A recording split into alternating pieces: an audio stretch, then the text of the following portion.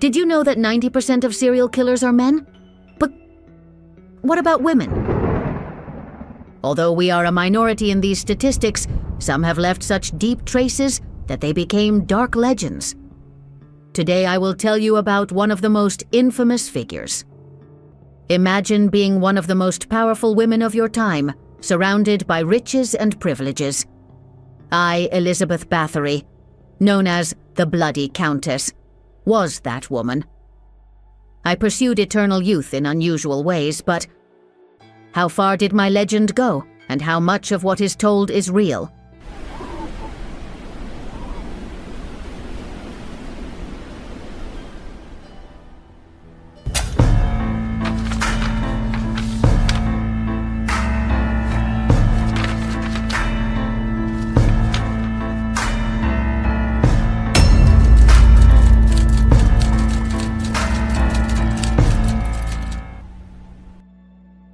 My name is 𝗬𝗶𝗵𝗏 Báthory of 𝗥𝗏.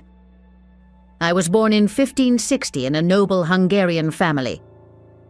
My parents, Counts George and Anna Báthory, were cousins and had 4 children, and I was the second of my siblings. In the nobility of the time, marriages between close relatives were frequent, as they ensured the preservation of the family lineage and property. However, this practice also carried the risk of genetic problems. My life was marked by extraordinary events, many of them surrounded by rumors and superstitions. But how did a woman of the high nobility end up involved in such a dark legend? I could read and write Hungarian, Latin, and German. It was a remarkable fact, considering that not even the monarch of Hungary could read. My education also covered subjects that were considered mystical at the time, such as alchemy. As a child, I witnessed how class differences defined life itself, and these experiences shaped my view of the world. At the age of 11, I was engaged to Count Ferenc Nadasdy. The marriage gave me access to extensive properties, including the castle in Bratislava, where I lived with some of my husband's relatives. At that time, Hungary was living in tense times under the occupation of the Ottoman Empire, which kept my husband Ferenc away for long periods of time. We only communicated by letters. In one of the meetings, I became pregnant, and so Anna, our first daughter, was born. Later, we had 3 more children: Ursula, Catherine, and Paul. My life was surrounded by intriguing figures. Many of them, wise in medicine and care, were later branded as witches. In those days, any unexplained phenomenon, especially if it involved women, was labeled witchcraft. Anna Darvulia, a figure shrouded in mystery, was one of my closest confidants. To some, she was the true mastermind behind the acts attributed to me. Her death coincided with the end of the alleged serial killings. A coincidence, or the true end of a dark collaboration?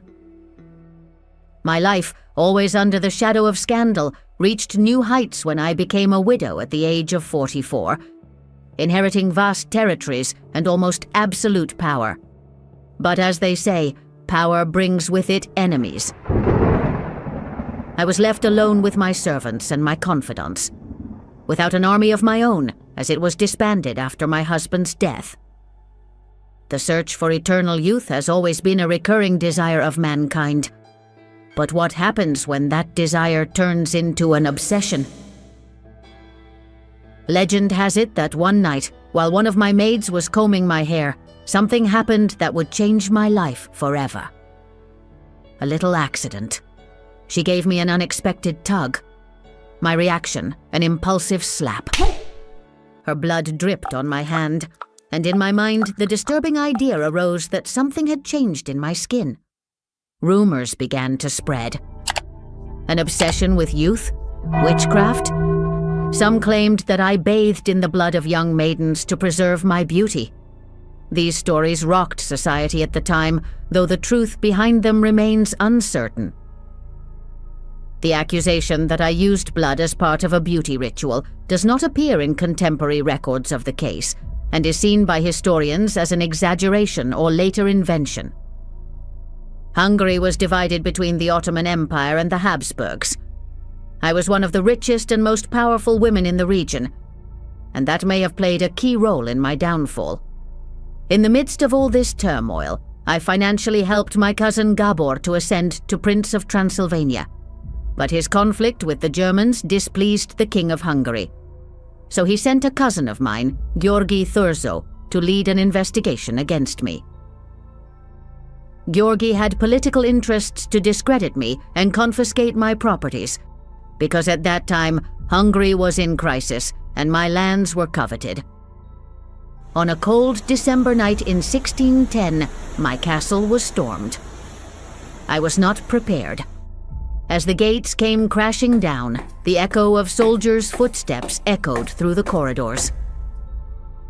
What the authorities claimed to find there became one of the darkest stories in Europe.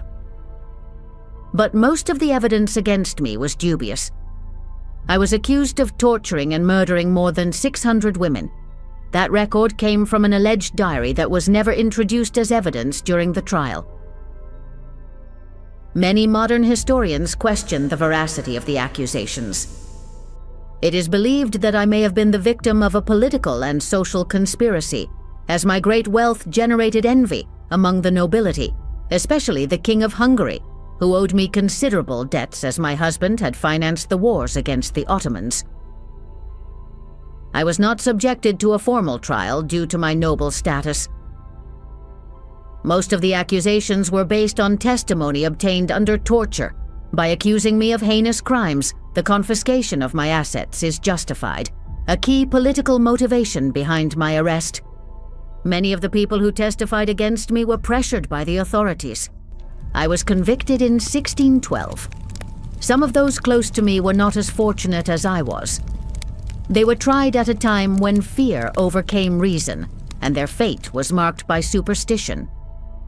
My punishment was not death, but total isolation. Locked in my own castle, the outside world became distant. After 4 years of confinement, my health deteriorated seriously, and 2 priests were allowed to visit me to express my last wishes. I only asked that the few possessions I had left go to my children. At the age of 54, my life ended in total isolation.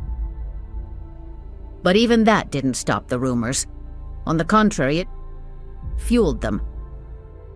Was I really a monster, or just a threat to power that needed to be silenced? In recent years, my case has been re-examined by scholars and criminologists who suggest that I may have been a victim of the sexism and prejudice of my time.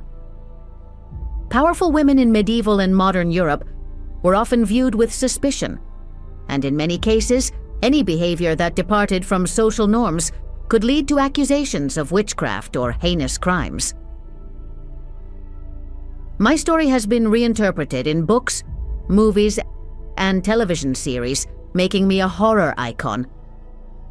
Often compared to figures such as Dracula, I have become a symbol of female evil in Western culture.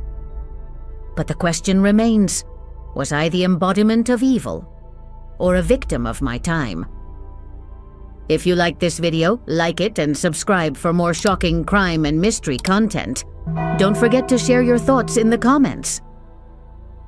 The mystery does not end with me.